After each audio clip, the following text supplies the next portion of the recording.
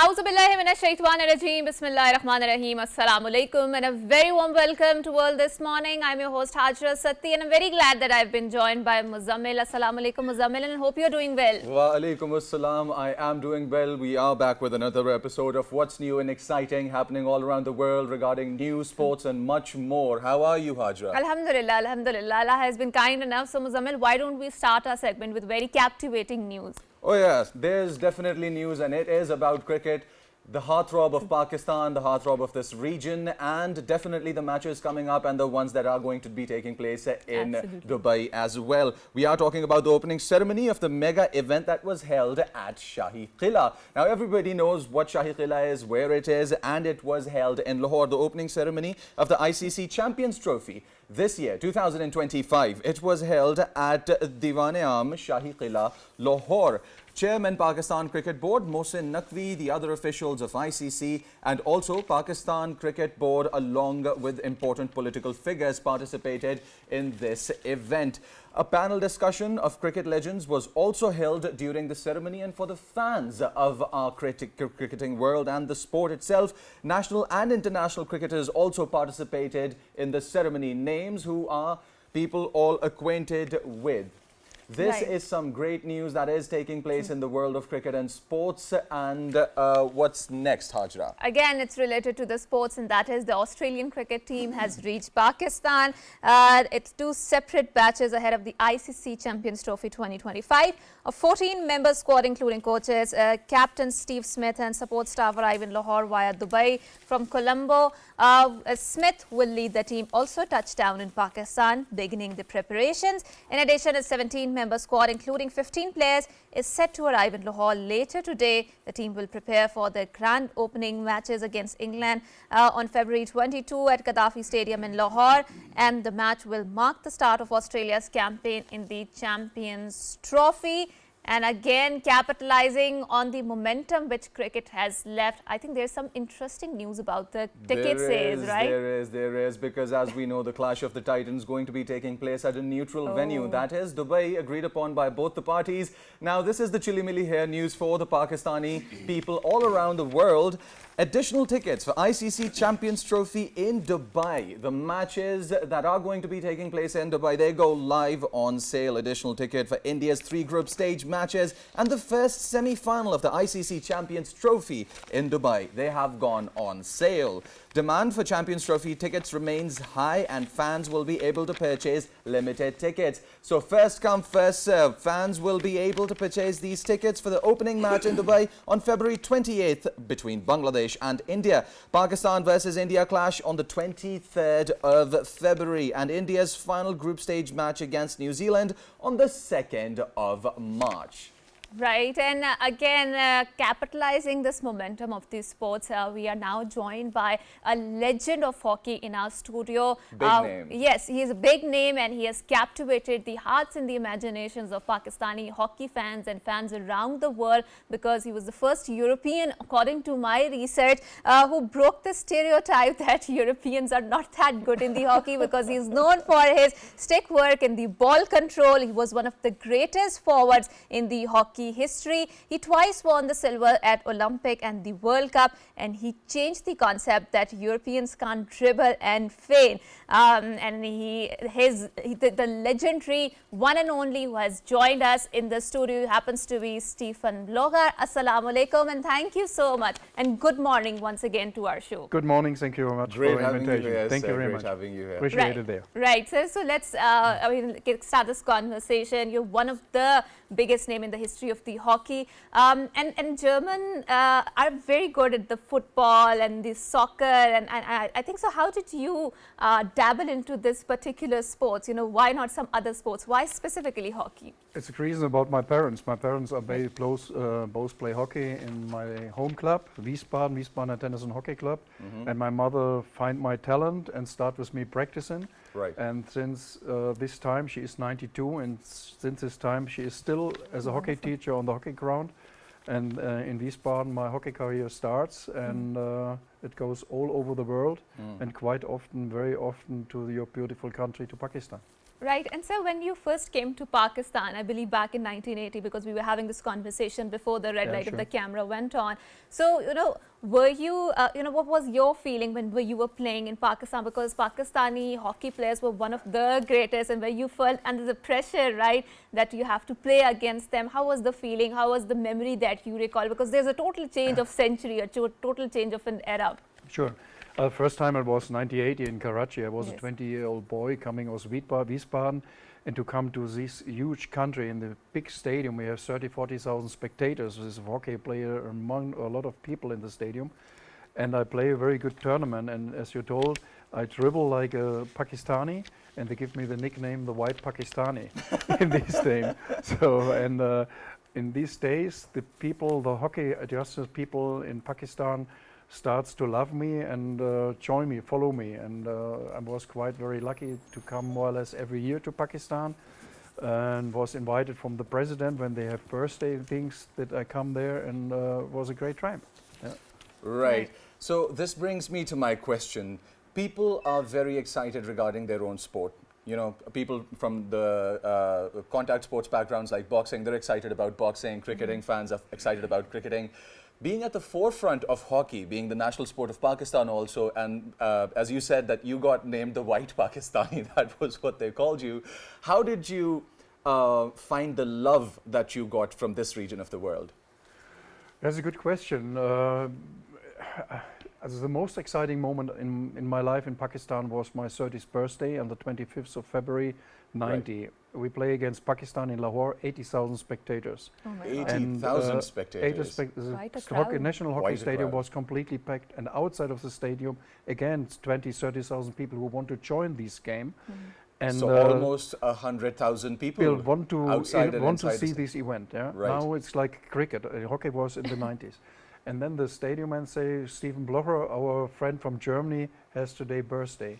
And these 80,000 people starts to sing me happy birthday. 80,000 people sang you happy birthday. Wow. I think I was the first German guy in the history of this country, of this beautiful country, that the crowd sent me happy birthday. And since these days, then Pakistan hockey goes down a little bit. The last visit from a group was 95, 94, Champions Trophy like this.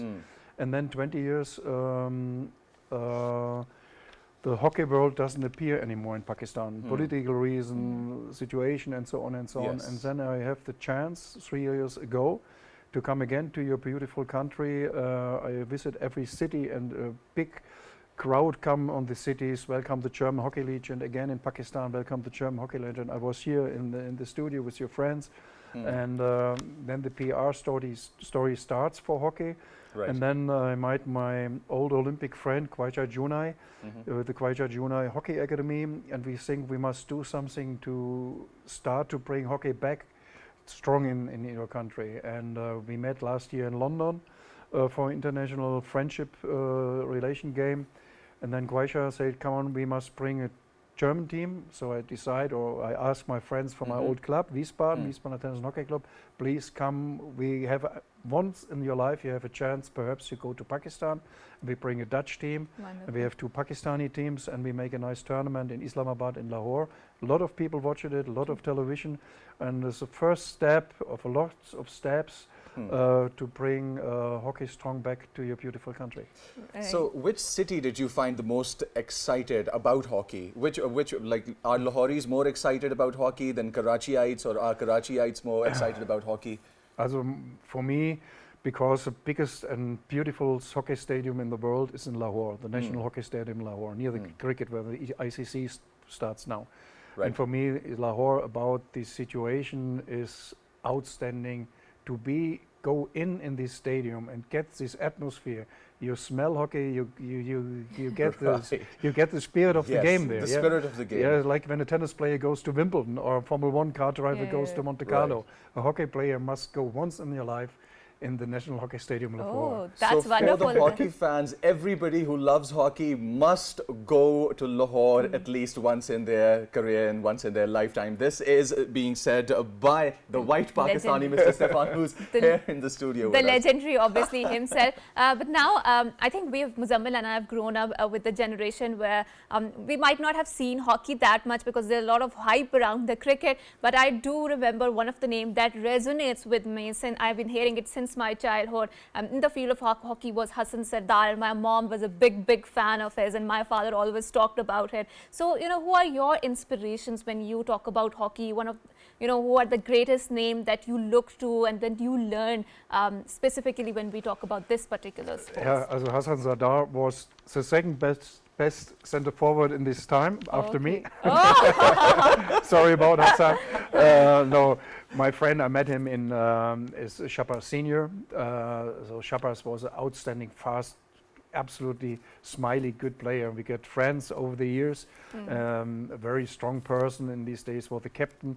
I get 2 big defeats against Pakistan. It was a World Cup in 1982 in Bombay. We lose in final against Pakistan in Bombay, 50,000 spectators. And then my biggest and hardest defeat against Pakistan, the captain was Akbar, and it was 84 in the Olympics in Los Angeles. And Akbar we meet 3 years ago. And it was a very interesting story.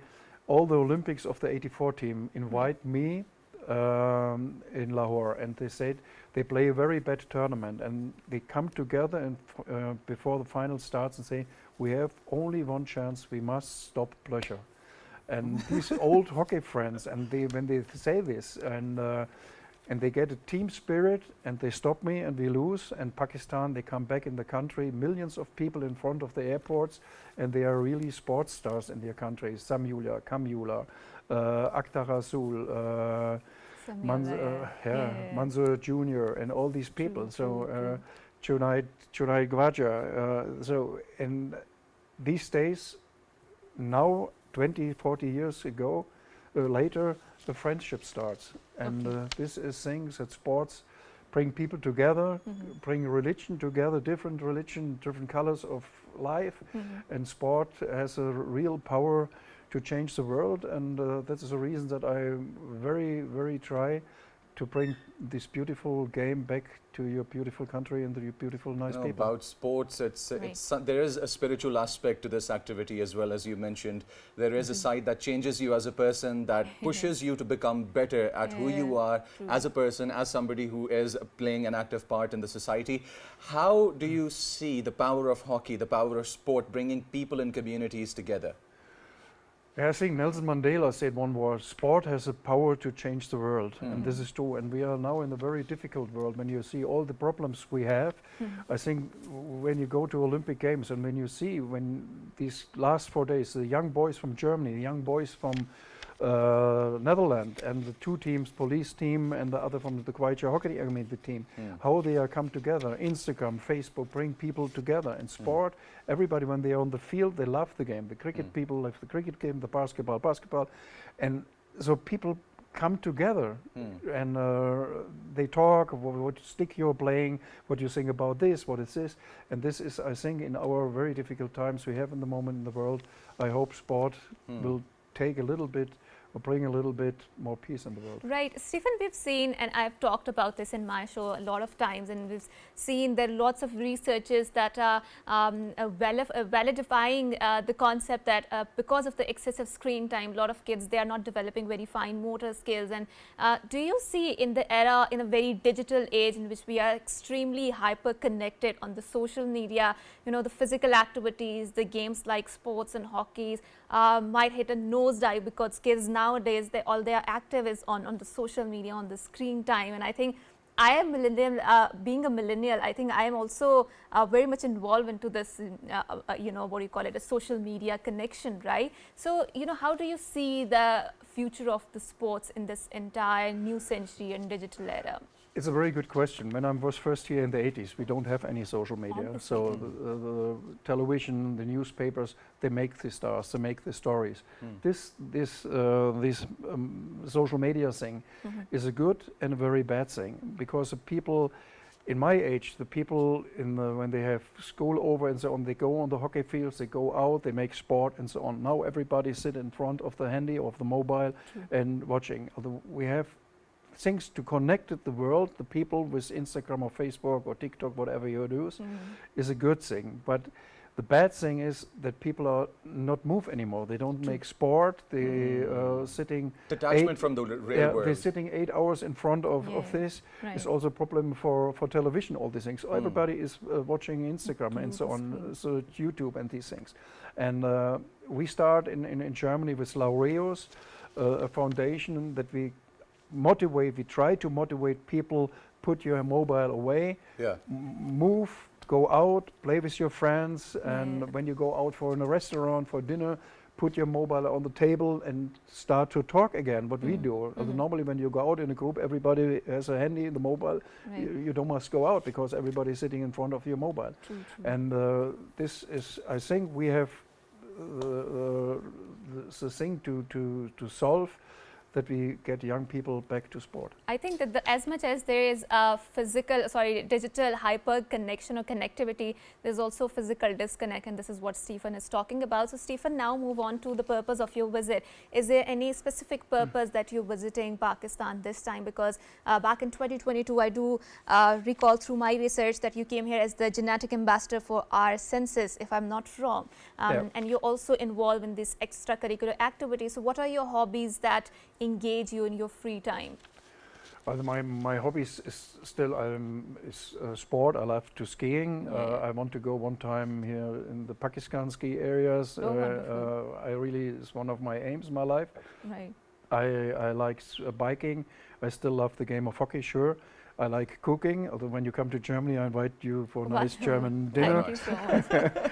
And the reason was, sure, what I told before, to promote with my name, with my history in your country, to help Chunait Khwaja and the Chunait Khwaja Hockey Academy and the board, the politics, that hockey will bring again people to this nice sport.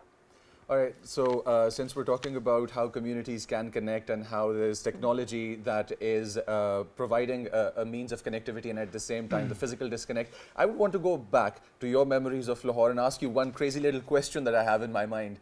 There is a saying that goes around the world, actually, not just Pakistan. How familiar are you with the terms "Jinne Lahore ni takiya jamia nahi" and "Lahore Lahore hai"? No. You're not familiar with the terms? There is your answer, people.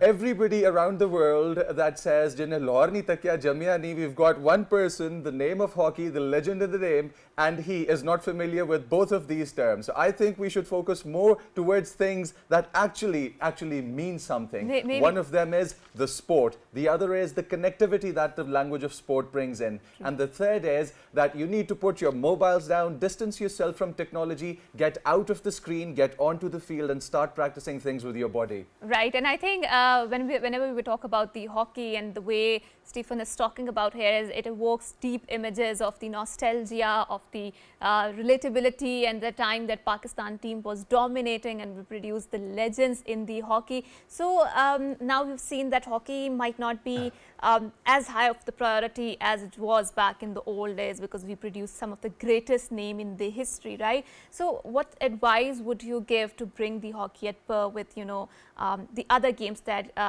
get a lot of attention, like cricket and like other stuff? The young boys from the hockey teams come to me and ask me, Blocher or Stefan, what you done? And we get connected in Instagram and they ask me, give me practice tips and so on. What I have to do to get a career like you.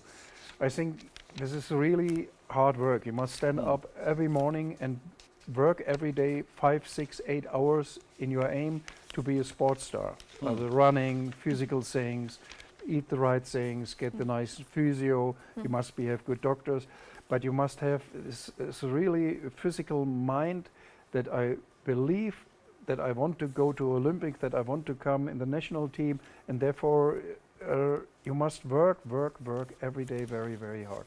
Right, All and right. thank you so much for saying these golden works, work very hard in order to achieve and attain your goal. Thank you so much, sir, for coming Thank here. you. Thank you so much for enlightening us about the hockey, about the lost days of the nostalgia, the connectivity, the deep connection that we felt whenever we talk about the hockey and the great names. 80,000 people singing somebody Yeah. their happy birthday Yeah, song yeah. is a big thing. Yeah, It's a big I thing. think, yeah, and that speaks a huge about our hospitality. I think we are one of the most hospitable nation in the world. But once again, thank you so much for coming Thank you here, so for much for enlightening being us here, about sir. your presence and about the hockey. And now we will move on to very interesting news, and that is that news had taken social media by the storm, and that was a Venezuelan kayaker Adrian was briefly eaten by a humpback whale while paddling off the Chile's Patagonian coast. The kayaker found himself inside the whale's mouth before being spat out seconds later.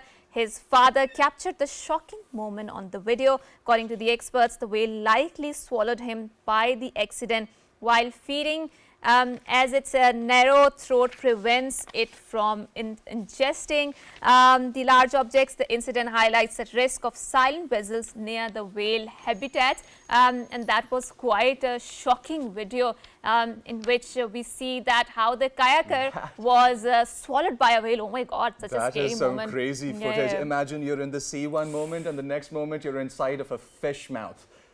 Right, God. that's very interesting. And now moving on to another very interesting news, and that is that Hong Kong's Twin Panda Club melts the heart in the public Can I debut. do this one, Sure, please? sure, go ahead. This is pandas are one of my most favorite animals because they're gullible and they're gullible like anything. Hong Kong's first twin panda cubs made their much anticipated public debut, delighting the crowds with their playful antics and tumbled off of the swings. Now this is why I love pandas, just how cute, cuddly and round they are. And some people that we are surrounded by have those personalities as well. Wonderful. You know, so the 6-month-old siblings, currently nicknamed elder sister and little brother. Just how adorable it is. They were revealed to the public for the first time at the Ocean Park Panda Sanctuary, where drawing hundreds of eager visitors, they were queued for hours to catch a glimpse of these fluffy duo of elder sister and little brother. Some waited for more than an hour in the line, with the park limiting viewing sessions to 5 minutes per group. Ocean Park expects to welcome up to 5,000 visitors daily. That's a big number, 5,000 visitors daily during the viewing hours for the panda duo. Right, and now we will move to another very interesting news, and that is that Duolingo cute owl mascot is dead. Oh my God, That's sad has news. announced the death of its beloved owl mascot duo in a viral social media post. The owl appears to have fallen victim to a corporate rebrand.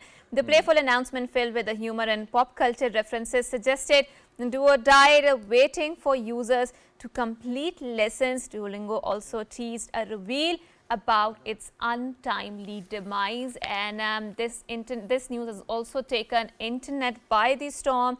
The app's logo now features a dead-looking duo, while the in-app version remains unchanged. The stunt follows Twitter's 2023 mascot change, and that is something that is very interesting, because how the Twitter has actually, this news has taken the Twitter by the storm, and how this is a very wonderful way of marketing, of doing the PR, and of showing that how you can change the entire brand I was logo. going through the comments and all, people who aren't really into this scape of technology, and people who aren't really introduced to these things. Many of them actually thought that it was an actual owl, and by Duolingo they thought that it used to speak 2 different languages. And I was going through the comments, it was hilarious. This is a marketing tactic to get your attention, by the way, and it's a good one. That's very true, and obviously I have also seen the comments regarding the dual languages, but it was very interesting. But now whenever we talk about the artificial intelligence, whenever we talk about, because it is deemed as the multi-agent ecosystem, it has spawned a lot of ecosystem, and we can see the cooperation delving into a very diverse fields, including healthcare, including education, including finance, including all of the other fields, specifically technology, energy, e-commerce.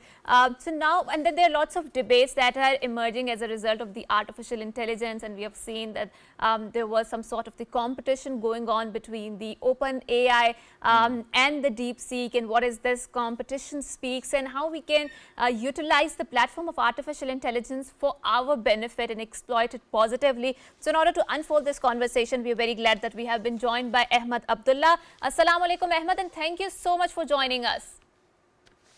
Walaikum assalam, Hajra. Thanks for having me. It's absolutely wonderful to have you. So, AHMED, let's kickstart our conversation. And you've heard the intro. We've seen that artificial intelligence is also called multi-agent ecosystem because it fosters and spawns a lot of other diverse fields within its fold. How do you feel we can positively influence its outcome in our favor, and specifically in the context of Pakistan? What sort of conversations do we need to have? Thank you for the opportunity. So I am AHMED Abdullah, an entrepreneur and AI expert based in Dallas, Texas. So, you know, AI is everywhere today, especially we have been talking about the agentic AI. So we have built and scaled a couple of ventures that include the AI. So AI is more advanced in different industries, and it can help leverage our country to grow faster and faster in every industry. Right. So this brings me to my question. Shed some light upon businesses of Pakistan and how can they benefit from this venture of artificial intelligence? So I believe, you know, whatever I advise to the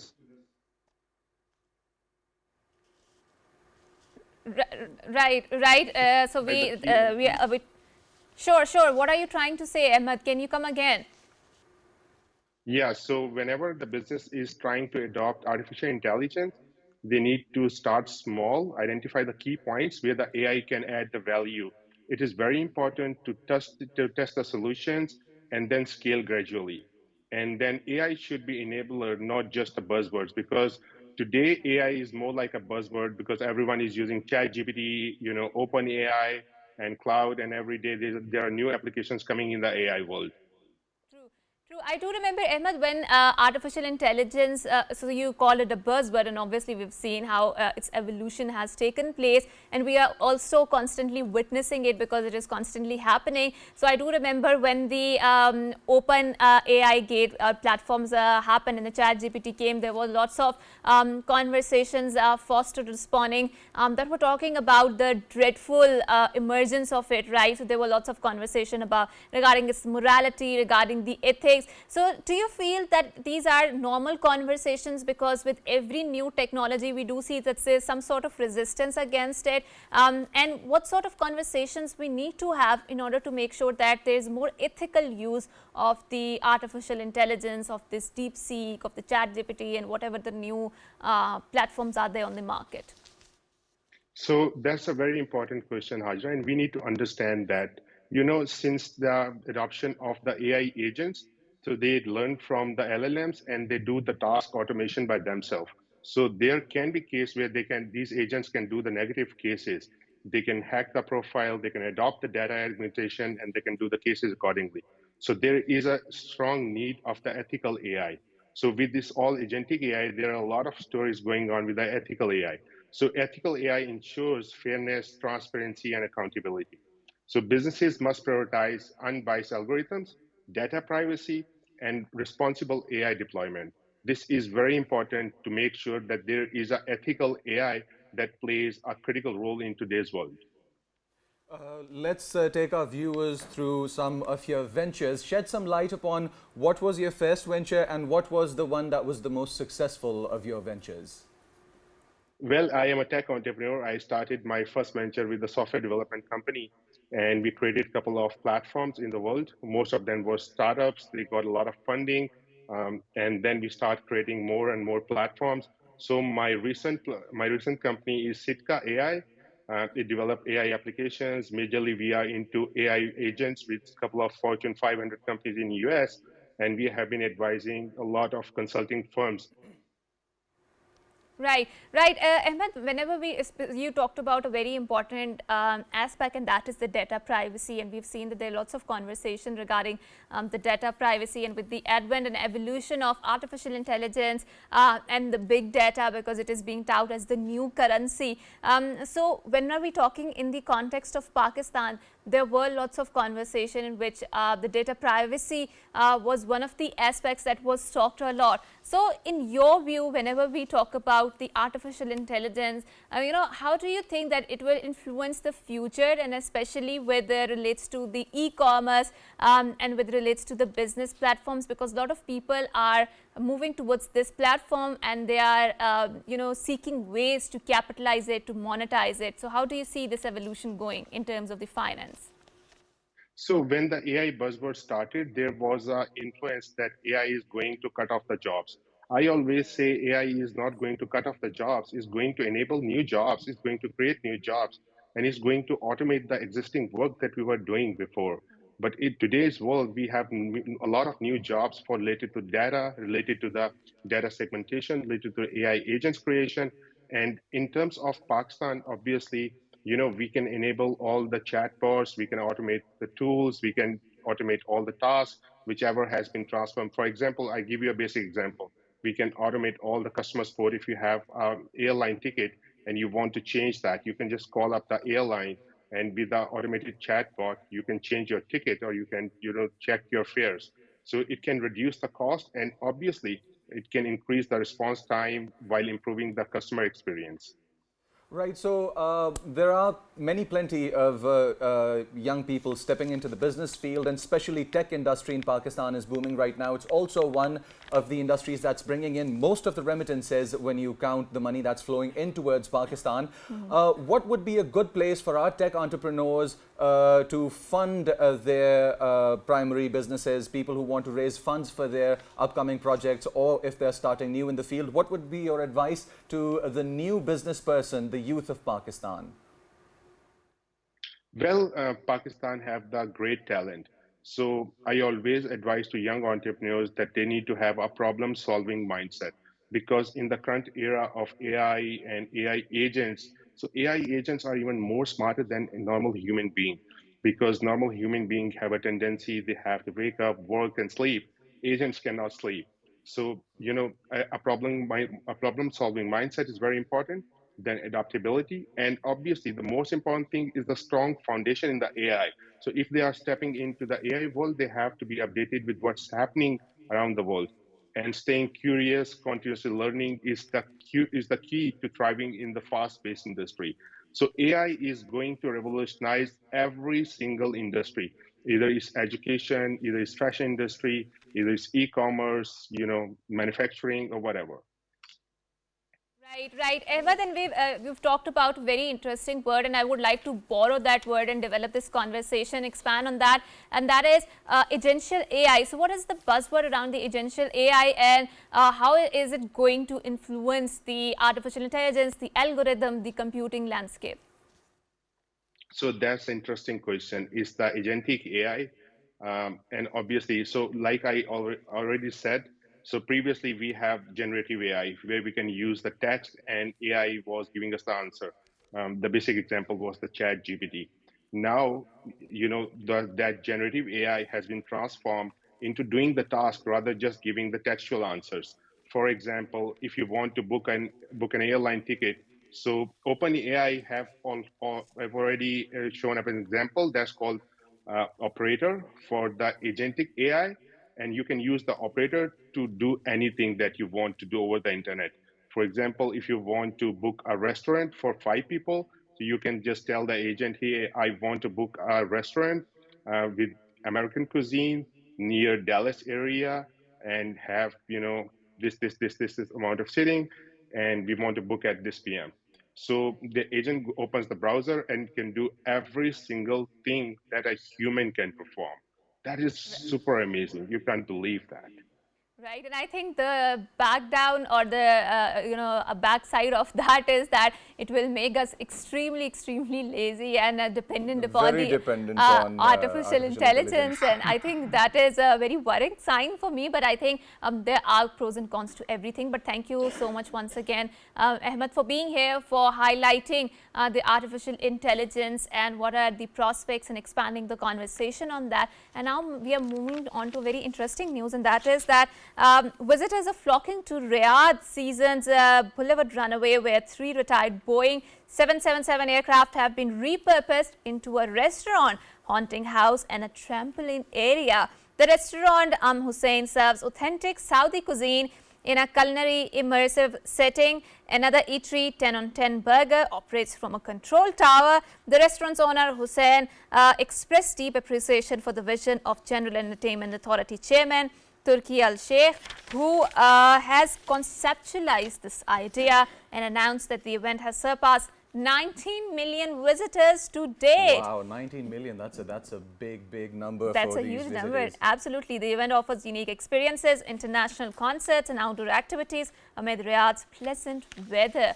And definitely, if I get the opportunity, I would really go there. It is. There is always that little kid inside of us that always wants to go to these places. They're a little bit cartoony, a little bit right out of the comic book. You want to go there, hang out with your friends, maybe have some nice food. That's a really good initiative that they've taken. And with this, what I would like to do is go towards our next news. This is about Global Tourism Resilience Day, which is Global Tourism Resilience Day is being observed on February 17th. Every year it is observed on this date to highlight the need for sustainable and resilient tourism. The day was proclaimed by the United Nations General Assembly with an aim to emphasize the need to foster resilient tourism development to deal with the shocks, taking into account the vulnerability of the tourism sector and also its emergencies. Right. In order to unfold the conversation regarding the Global Tourism Resilience Day and how we can do tourism in Pakistan responsibly, because Allah has blessed us with a very amazing diverse landscape, and we need to... Beautiful landscape. Absolutely. The rawness, the ruggedness of that nature is the main attracting point. But and also the variety of cultures that we have. Absolutely, that we have to scale in order to reach or trek through the Pakistan. Yes. So we are very glad that we have been joined by AYAZ SHIGRI. He happens to be the Vice President of the Alpine Club of Pakistan. Assalamu alaikum, sir, and thank you so much for coming to our show. Thank you very much. So it's a pleasure having you here. Take us through a little bit about the tourism sector of Pakistan and how our international brothers and sisters living abroad can perform their part in making this a big industry here in Pakistan. Thank you very much. You invite in PTV, and when coming in the PTV look like is our home. Yes. Actually, in our Pakistan, there have a lot of variety of tourisms. We have mountains, we have lakes, we have glaciers, we have mountain ranges from Himalaya and Karakoram and Hindu Kush. We have sea, we have desert, we have variety of tourism. So mostly in Pakistan, the expeditions, the tourists coming from the climbing. Because we have second highest peak in the world, the K2. The K2. K2 is our in Pakistan. So many people like to come to climb K2, and we have 5 peaks above 8,000 meters. K2 and Broad Peak, Gashabrum 1, 2, and Nanga Parbat. So many foreigners to dream to come and to climb to the K2 and other peaks. So we have also a lot of glaciers. And we have big problems coming in the water sources because the glacier is going to melt quickly. So global, because especially this region from Gilgit-Baltistan, the highest place in the world, in Pakistan, the globals, they have very damaged our glaciers. Right. So we should be things about this one, especially all Pakistani peoples, and a lot of tourists coming from after 9/11. From in domestic tourists from Gilgit-Baltistan, lot of tourists coming. The people living in Gilgit-Baltistan, 17 lakhs peoples. The tourists is coming, the 20 lakhs tourists there. Absolutely. And we've seen that the northern area attracts lots of in-house tourists or within the country tourists. But we've also seen, I have been to these areas and I've seen, because the main attractive point is the nature, the rawness, the beauty, the ruggedness of the nature. the virgin beauty that those mountains have to offer. But I do see that there are a lot of people, maybe the locals or maybe the investors who are coming from outside that region, they are chopping off the trees and propping up those concrete jungles, concrete structures, for Buildings. the hotels industry, yes, to host the people out there. So we will see that the effects of the climate change, which have rocked the entire world, gripped the entire world, are also coming there. So as someone who belongs to that area, who's very well invested in the tourism sector, do you feel that there's a need to regulate this sector in terms of preserving the natural beauty, because that is the attractive points, and making sure that, in terms of that corporate greed, we do not destroy that nature. That's a really good question, beauty. Hajra. You tell is in hard words, especially from, we are not saying in the northern area, we are now calling in the Gilgit-Baltistan. And especially the people come to this region from especially Gilgit mountain, Gilgit-Baltistan, they want to see in the nature. Absolutely. They're not to come to stay in your 5-star hotels and there. Especially after 9/11, after COVID, there a big issue over from this region. Everybody make concrete buildings. Absolutely. This is not good for this region because the people come to see the natural lakes, natural mountains, like desert, what's going on. There is the tourist place, the people making restaurant there and making hotels there. People just used to in your room, not go to outside, where to go. Yeah. They want to go the lakes, the natural, they want to spend 4 hours just for relax your computer because the people working in the city area and different, So Yes. this is big problem. We also trying to our federations, different to control constructions. So Very important. everybody Very come important. to look like, tell me, everybody come to make the building, a lot of money coming now. This is not. Because I've seen this problem. I've been to Kumrat last year and I've seen that that forest, I think that is called Cinnabar forest. I don't know what do you call it in English. I have really weak vocabulary in terms of the flora and the fauna, and that takes thousands of years to grow. And people were readily cutting off those Cinnabar forests. Such a sad situation. Yes, to construct those concrete jungles there. And I think the Cinnabar forest is one of the attraction points, right? This year you can see the last our snow from in Baltistan, from in December. And December and January there are peak season of the snowfalls. Right. But in January they have no dry. They come in our history in my life. They coming in the rain. In the winter time they coming the snow time. They coming in the rain. Rain in snow time. Yes. So this these is are big very effects. shocked. We have very full everybody. So everybody put the trees and put everybody because after look like in they have research there after 45 years and they have the glacier is going to melt. You have to question in the CNN they coming in our area the best tourist place from top 10. Right. But because they have the natures. So Right. now you're making the buildings. They And that's destroying the natural Destroy beauty. the Not only natural is it beauty. destroying the natural beauty, what I would like to tell our viewers is that we should be very careful regarding these places. As rightly so mentioned by Mr. Shigri here sitting in our studios, he said that this construction sector and people who are going there to make more money, the greed is destroying the northern lands of Pakistan. Like Hajra Satti mentioned a few moments ago, that Cinnabar forests take hundreds of years, it's Thousands of centuries, years. thousands of Yes, years to yes, grow. yes. And you've been cutting those trees down just to create these concrete jungles. Do you feel that local people are on board whenever we are talking about this ethical tourism, and what should actually this especially from the Karakkaram in Himalaya, the mostly the international, the global, they're going the damage.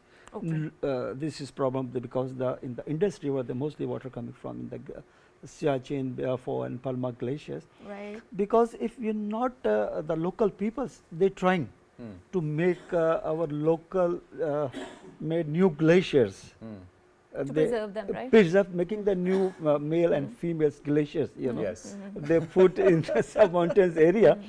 So we are trying to also local peoples, they have one, two experience was very good. And sometimes the winter time we have preserved to the waters to make the glaciers. and summertime they need our waters. But local peoples, they must be do it.